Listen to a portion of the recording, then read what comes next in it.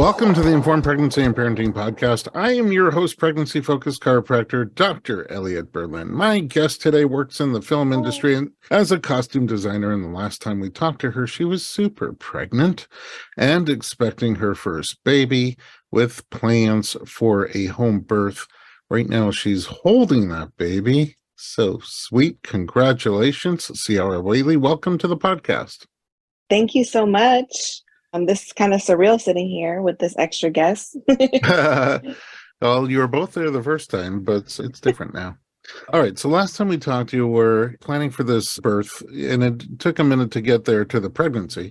In fact, if I remember, you said you had a conversation with your husband. You're like, if we don't get pregnant, that'll be okay too. How things have changed. Oh my gosh. Now that she's here, it feels like she's always been here.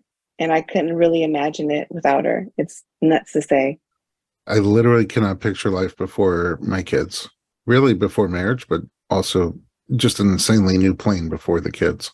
Okay, you are the sort of person that kind of wanted to do things in your own space, at your own pace. You saw your little sister being born at the hospital, but the hospital scared you per se. You wanted your own area. You wanted to do it your way.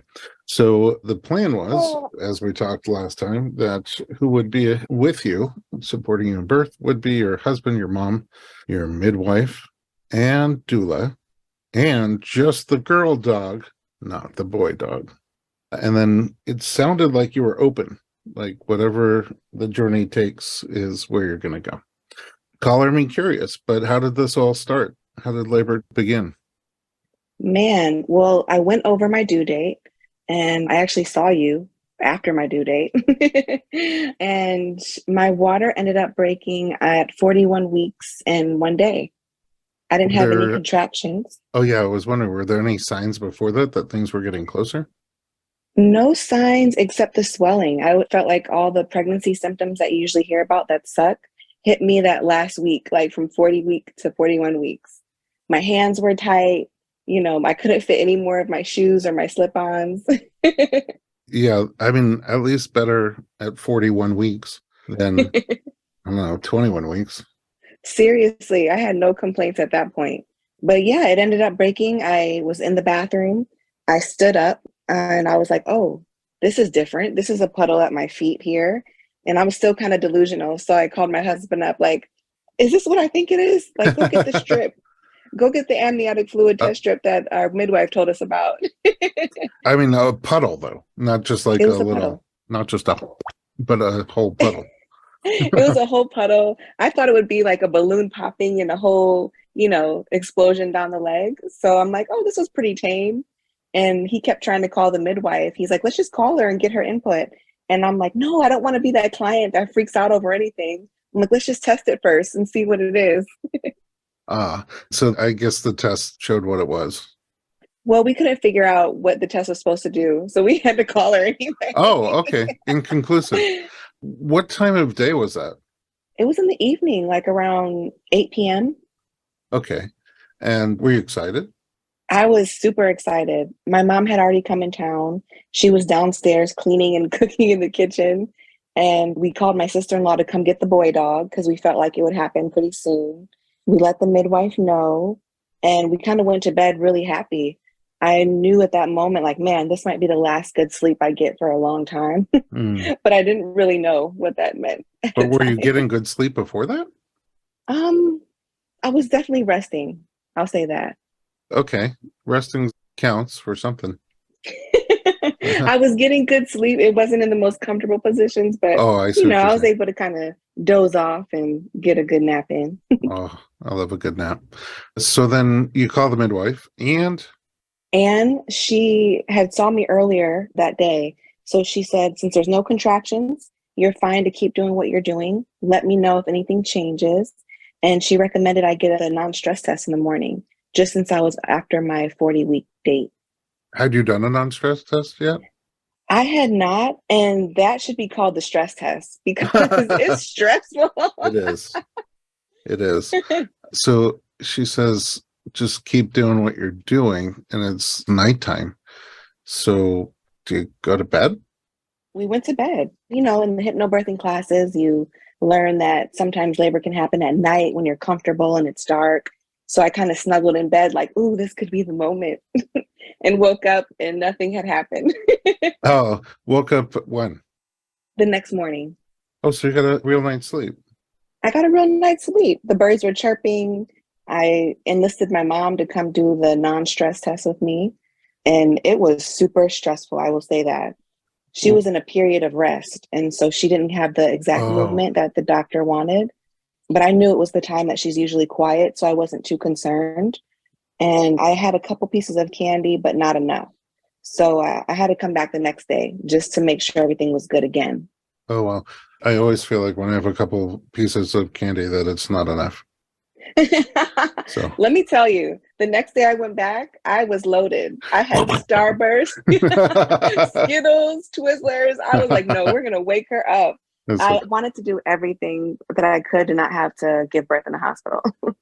So this is now the next day. So now your water's broken for over a day Yes, it was broken for over a day. and still no contractions. Still no contractions, but And everything did look good the from the non-stress test OB. look good. Okay, cool. And then what advice are you getting, if any? My midwife's plan, our last resort was always going to be a castor oil smoothie if my water hadn't broken. So we sort of stuck with that plan, but moved it up a couple days.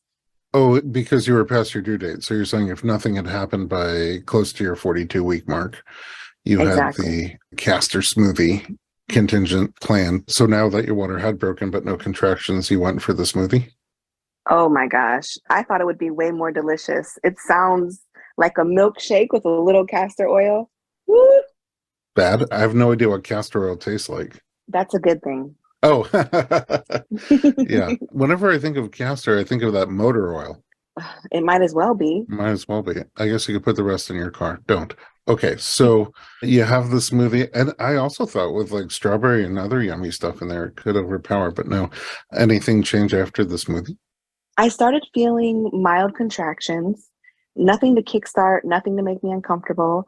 So I went around the block, did curbs walk with my husband, kind of just being the pregnant person in the neighborhood. Got a couple honks, a couple sympathy yells from some moms who said, "Oh, I feel sorry for you, but you got this." And nothing happened. And so the plan was to take another smoothie after like 3 hours. Oh, same flavor? I switched it up. What'd you put in this one? This time I put a little bit of everything. The first one just had vanilla ice cream with castor oil. This one I put, peanut butter, banana, strawberry. I was really trying to tone out that flavor. Did you hide it better? It did. Okay, now we know. You've done some market research on the castor smoothie. Now, also, people often say that after they drink castor oil, that they get irritable digestion. Was that something you experienced? I definitely felt like I needed to relieve myself in the restroom. And that's sort of where I kept finding myself, but nothing would come out in my case. It just felt like everything in the inside was working its way down. Oh, so just like the sensation, but nothing really. Okay. Exactly. And then on the contraction front? It definitely started kicking in. They started kicking in probably 20 minutes after having that second dose of smoothie. Oh, It really? started So, with and not just it, the delicious flavor, but also more effective. way more effective. It was okay. I was able to talk through them. I was trying to do my hair before everything went down. Oh, I was downstairs with my mom, and my mother-in-law sort of hijacked the scenery. really? Was your mother-in-law, was she supposed to be there? Was that part of the She plan? was not. We're Oh, close, okay. but still, she's not someone I thought would be there. We let her know we would call her when things got near since she lived so close nearby. But she had a bag packed that whole week in her car, and she sort of just came over and took my mom shopping throughout the day. But I knew Oh. it was her plan to kind of stick it out with us. And did she stay? She did. Oh, interesting. So you had two mamas at your birth and then three mamas at the end. Okay, so 20 minutes after your smoothie, are you also, just out of curiosity, doing other things to try to get the ball rolling? No, nothing besides walking the curb walks I had done earlier that day, walking up and down my stairs. That's about all I did to get the ball rolling. And were you concerned with the time going by, that not that it would be the end of the world, you're not afraid of the hospital, but that you weren't going to be able to have the birth of your choice, the setting of your choice, home birth? I wasn't. I kind of didn't let that sit with me at all. I knew I had a really experienced birth team, and so that comforted me a lot. And I was sort of in the text chat with the hypnobirthing moms that I had the class with. Oh, And cool. I was like the fourth mom to give birth. So I had all this experience just from the knowledge that they shared with me. Some of them had long labors where their water had broke a couple days before. So I wasn't worried. I knew it could still happen. Ah, okay. Well, after your contractions start to kick in, do they become pattern-like? They did instantly. Even though I was able to talk through them, they were pretty strong and consistent. They started about every 4 minutes and then kind of stayed there for a while. And that's when the back pain kicked in. Okay, before the back pain, what did the surges feel like? And also, how did they feel compared to what you might have thought they would feel like? Let's see. They definitely were like menstrual cramps times 10. I was Okay. able to sort of rock myself through them, but I really had to remember to breathe. And I Are your started to wonder, like, is breath work really going to help? oh, are your cramps generally your menstrual cramps, like, would you consider them mild, medium, or intense? You know what? When I was younger, they were pretty intense, but now that I'm older in my mid 30s, I'd say they're pretty mild now. So Okay, I'd say so it's like a 10 times 10 of times. my mild. Okay, fine. This is good. And just for keeping the timeline, this is nighttime, Well, this is now evening. So when I took the evening. castor oil smoothie, it was about 2:30 p.m. the day after. Sorry, I'm losing track of my days. So my water broke on a Wednesday night, Hmm. and I went into labor on Friday Right. with So the Thursday morning, you went for a non-stress test. Friday morning, you went for a non-stress test with a boatload of candy. Friday morning, you take a strawberry ice cream smoothie, blech. And then around 2:30, the cool peanut butter and kitchen sink, whatever you had in the pantry smoothie, Yep. tasted better, starts kicking in. And now it's Friday early evening and you're contracting 4 minutes apart and it's Yes. starting to move into your back. I think it's an excellent place to take a break. When we come back, we'll find out what happens next.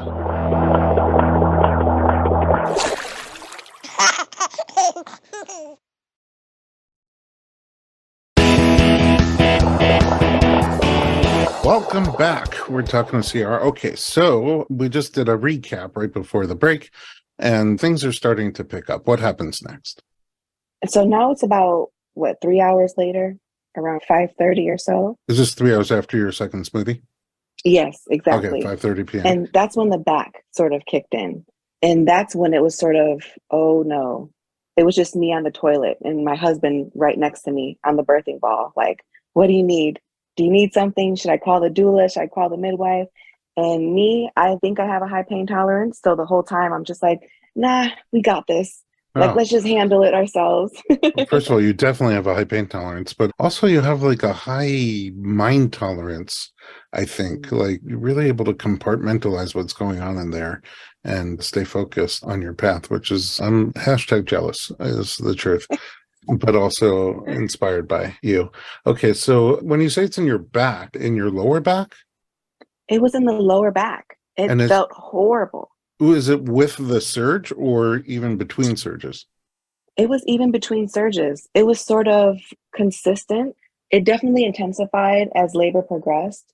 But at this time, 3 hours later after the second smoothie, it was still pretty mild, but it was happening in between the surges. And that's something I wasn't prepared for.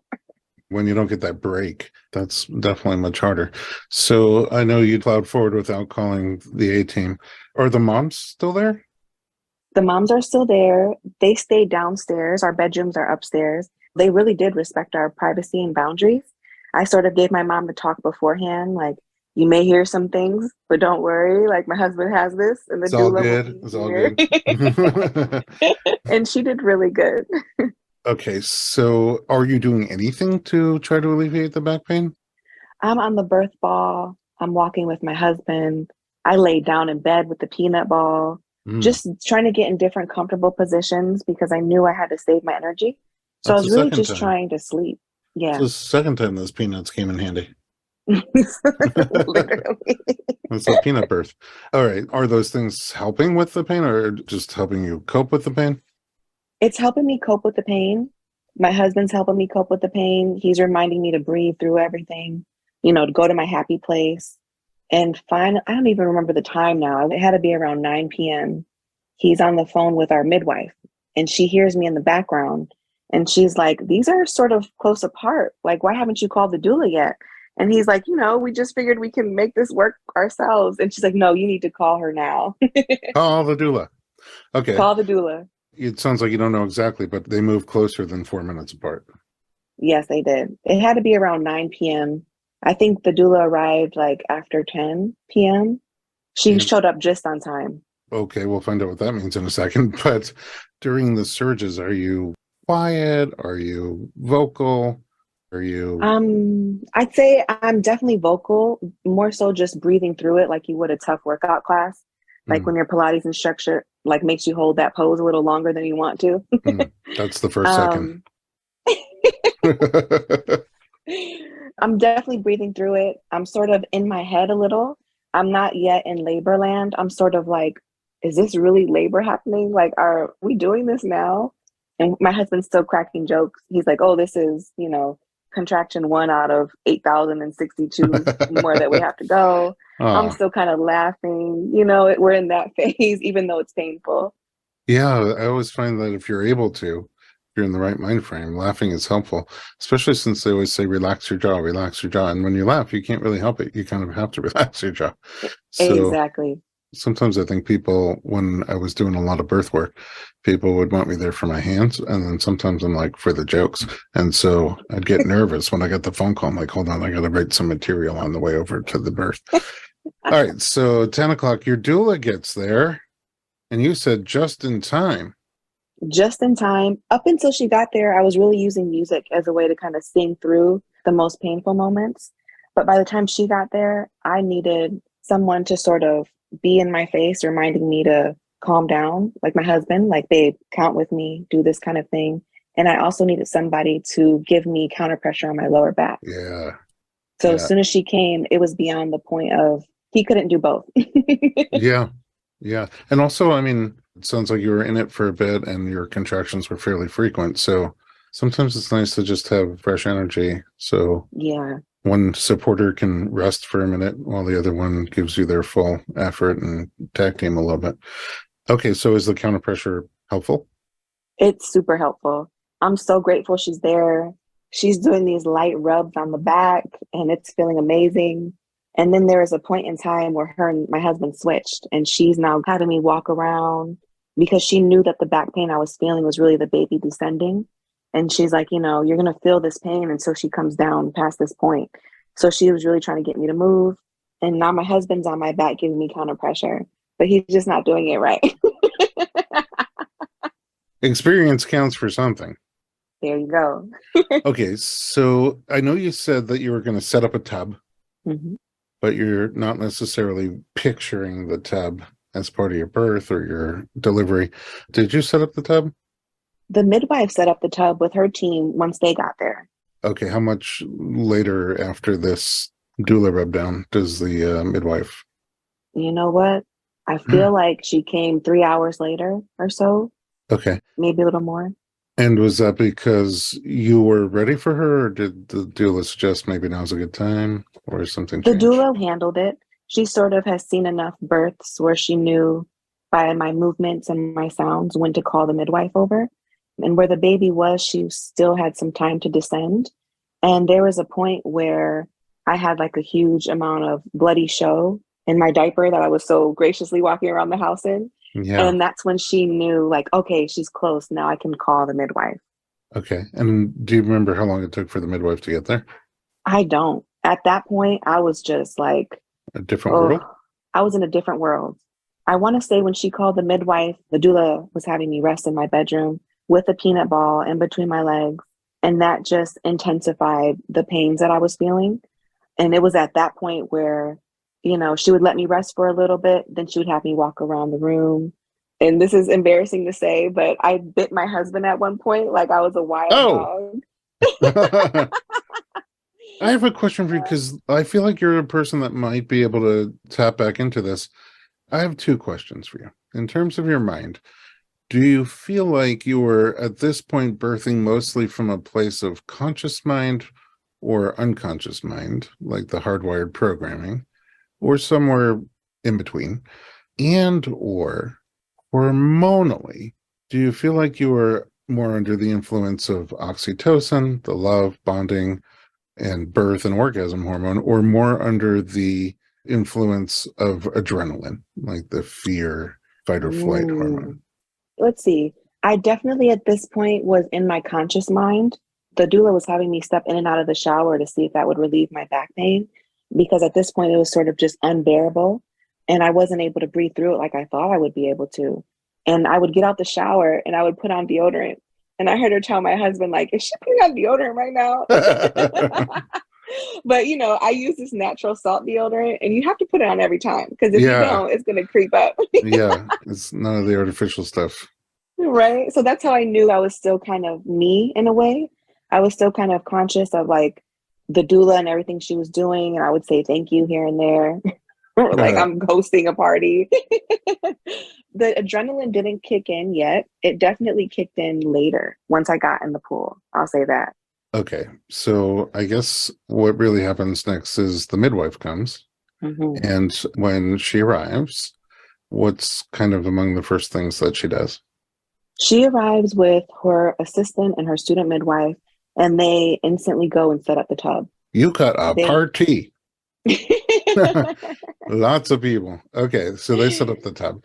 Would she just listen to you, or did any like vitals check or cervix check or anything like that?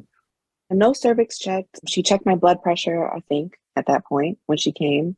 I was definitely in labor land when she arrived, and I really didn't know what was happening. I just knew I felt the tub should have been filled hours ago. And I was like, oh my God. I was just in the state of adrenaline, panic, and fear, which I was surprised that I felt. I was really looking for a way out of this back pain. Yeah. Again, with no breaks, that's kind of intense.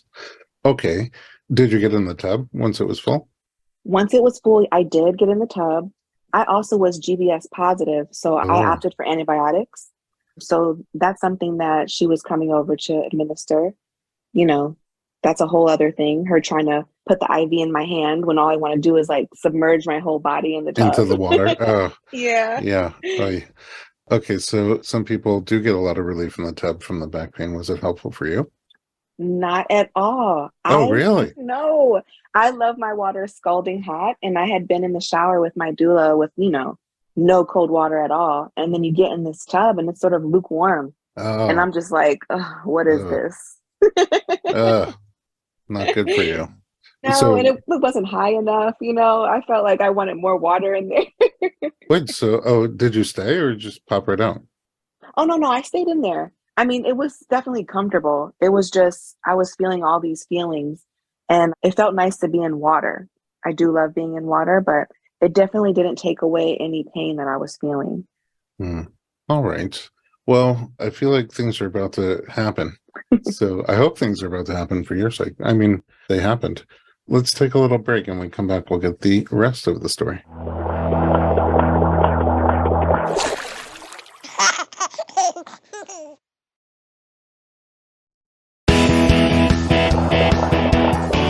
We are talking to Ciara, and here we are with the third segment. So things are really intense for you.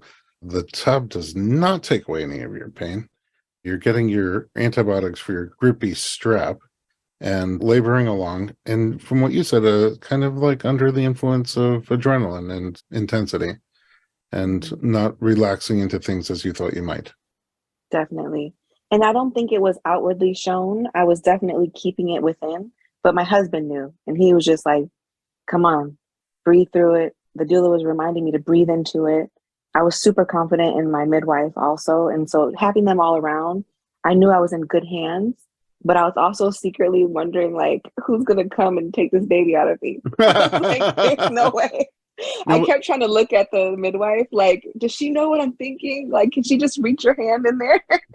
hold on. You didn't have any cervix checks at this point. Is that your choice? Um, okay, so once I got in the tub, she did do a cervix check, but I can't remember if I started pushing or not. From what I remember, I started wanting to push as soon as I got in the tub, Oh, and the baby didn't come out right away, obviously. So that's when she did the check. And she's like, I bet you her head is right there. She just knew from the sounds I was making where the baby was, and she was pretty confident in the whole process. And by the time she did do the check, she's like, her head is right there, Ciara. Like, you got this. And I pushed a couple different positions. They were trying to help me figure out the best one. I had asked my husband to get in the tub with me at that point. oh, He was interesting. supporting my back. He's Ah, still, it's like 12 hours of him just punching my back at this point. yeah. And now he's your like squatting stool. I remember you saying you didn't really picture yourself being in the tub for birth. That seems to have changed. Oh, yeah, it changed. Honestly, because once I got in, I didn't know how I was going to get out. The pain was just too much. I was like, no, she has to come out now. Like, this is it. This is the finale. How was pushing for you? Well, pushing from what, the data is was only 30 minutes of pushing, but it felt forever. Yeah, I'm sure. I'm sure. um, I mean, honestly, 30 seems great, but I can see why it would feel forever. Was it relieving at all? for me, it was not relieving. I've heard this before that it feels like you are taking, a poop. It felt like I had to take the biggest poop I ever needed to take in my life. Ay, And ay, I ay. knew I didn't have to. Like, I knew it was a baby. And my doula had told us in our class, like, you have to push into the butt. The baby has to pass the rectum area. And I was just looking at her and she's reminding me all my sayings and my affirmations. I'm like holding onto her hands at this point, like pulling her in the water with me. And I'm just like pushing into the butt. Like, that's how it is. I was surprised. I was in the tub in labor land, but still consciously thinking, like, I'm pushing out. She's coming out of my butt at this point. The vagina has nothing to do Right. with It's labor. a totally different neighborhood. Out of curiosity, did you wear what you thought you would be wearing? No. Oh my gosh. I even thought of that when I was in the tub. No, I was wearing a regular black bra, nothing cute. My hair wasn't even done. I was still wearing my glasses. I didn't even have my contacts in. Oh, is that better? Did you take them off? You kept them on? I kept them on. Oh, interesting. Okay, Yeah. you wanted that halter crisscross top? No. No, I got nothing cute. And I was so in the moment. I'm like, who cares? Send me another diaper. That's okay. No vacation style clothing like we talked about. Okay. It's kind of interesting. Everything changed for you in the moment, it seems like, from your vision of what you thought it would be like and what it was actually like. Not necessarily in a bad way, other than all that pain, right? Yeah. In your back, mostly. And you're in the tub, and your body is just like, right, everybody has their own experience. Yours didn't read the popular experience book for home birth, where, getting in the tub all of a sudden makes you feel a lot better, or pushing feels exhilarating. None of that. Mhm. And then you're convinced the baby's coming out as a giant backed up poo. And there's a couple times where, they would let me push for a minute and then the midwife, she would sort of look at her assistant and, they would give each other a look and they're sort of talking to each other without saying anything, which is amazing. But I'm also like clocking their eyeballs and I'm like, oh no, there's something wrong. Interpret. Exactly. Then they would look for the baby's heartbeat, make sure everything was okay. And then there was one point where she did another check and she's like, Ciara, you can feel her head now. She's like right there. And that's when the midwife went back on the bed and was just on her laptop and looked like she was just doing, it looked like she was at Starbucks at this point. Checking her email. And that's what my husband was like. When I saw her do that, I knew like everything was okay. Like she wasn't worried about it. She just knew you needed to push at this point. So Did you reach it down was and confidence. feel the baby's I head? did. Was I that did. She had to convince me to reach down because I didn't want to why? move my position. Oh, what was it like when you felt the baby's head? I was shocked that's what it was. It felt soft and squishy. Oh, meaning you just imagined it would be harder, or you felt like something much harder must be moving through your body? I just imagined it would be harder. Like I thought I would reach in and just know instantly it was the head, but it could have very easily been just the folds inside the vagina if she had not said what it Oh, was. that's soft. Okay, interesting. Okay, so then she's on her laptop charting your notes, I assume. And what happens next? My doula at this point, she is keeping me hydrated. She keeps giving me sips. I'm sounding super exhausted. I'm not even seeing people in the room.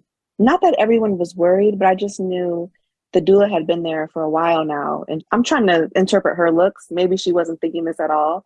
But in my head, I'm like, exhaustion could be a thing. I don't want to have to go to the hospital because how am I going to get out of this tub and down these stairs? Like every push, I was like, okay, this is the one. Don't give up. In my head, I'm saying all this. And then it wasn't the one. And I'm like, okay, the next one. You're the one. Yeah. Is the girl dog with you? No, she's downstairs with my mom. Okay. 2 moms and a girl dog downstairs. Yeah. And definitely not the anxiety Jewish male bug. No. Okay. So then the next push is not the one. The next push is not the one, but just from the sounds I'm making, the ladies, they asked if I wanted to get my moms and bring them upstairs. So I'm like, okay, she must be close. They see she's close. This is going to be the one. And I opted to not have them come up until she came out, just because it was so intense. I didn't want anything to throw me off. Sure. I'm like, this is going to be the one. And finally she came out. She shot right out. Her head was out for 1 second before her whole body just sort of shot out and floated to the top. Did you catch her? I did not catch her. My midwife sort of scooped her and passed her over to me. Oh, what was that moment like? It was insane. I mean, the whole time I'm pushing, each push I'm thinking it's the one, it's the one. And so finally the one she does come out, the midwife assistant was like, hold her right there. She's crowning. You'll be fine. And I'm like, I don't think I could hold her. She's coming out. And I just felt her shoot out. I'm looking with one eye open and I just see her float to the top. And I'm like, oh, thank God she's okay. And I sort of closed my eyes for a second and I could hear my husband sort of getting emotional. Midwife passed her on my belly. And I just looked down to make sure she was breathing. And that's when I knew whew, okay, my job here is done for now. Wow. That's amazing. Did you still feel pain? I did. I tore when she came out. So I felt that pain. Tear. Yeah. You felt it while it was pain. happening? I did. I did. Boy, I don't even want to know what that felt like. Ouch. So some stitching for you. Yeah, some stitching. It wasn't too bad. It sounds worse than it is. But my back pain was gone at that point. Instantly. Wow. Okay. I'm so excited. And how was just the earliest day or two of postpartum? Oh, I was running off of pure adrenaline. I was just up talking to, our parents that were there visiting us, changing the baby, staring at her, breastfeeding. And my husband was the one knocked out. And I'm like, oh, babe, get your rest. I don't need help. I was just pure adrenaline. Oh, nice. That wore off after the 3rd day. I will say that. As we're closing up here, just huge congratulations to you. What would you say you learned from the experience that you couldn't have necessarily known beforehand, A? And B, is there anything you would do different if you were to have another birth? I definitely learned that you cannot run from anything when you're in that phase of labor. And I think a lot of times through life, even when things get hard, I'm always making things look easier than they really are. And you can't do that in labor. And if I'd had to do it again, I would want to find a strong rhythm early on, whether it's dancing or moving my hips and really connecting into the early pain while it's manageable, so that once it kicks into high gear, you can kind of just keep with that. I was really going for, would you use a different recipe for your smoothie? No, that's really great. That's really great take-home wisdom. Wow. Ciara, thank you so much for joining me again and for sharing your story. I know I'm honored to have worked with you, continue working with you, and to just be a small fly on the wall during your amazing journey. And you have just an incredible energy. And now I'm just looking at you holding this sweet little peaceful angel of a baby. And you're glowing. I mean, they say sometimes you're glowing. I don't know if you have a ring light, but you're glowing.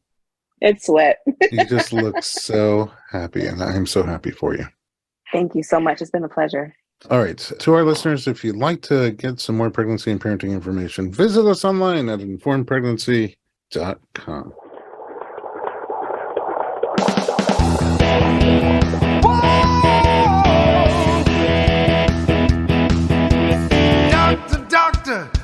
me the news. I got a whole lot of questions for you. This kid's gonna test my will. I got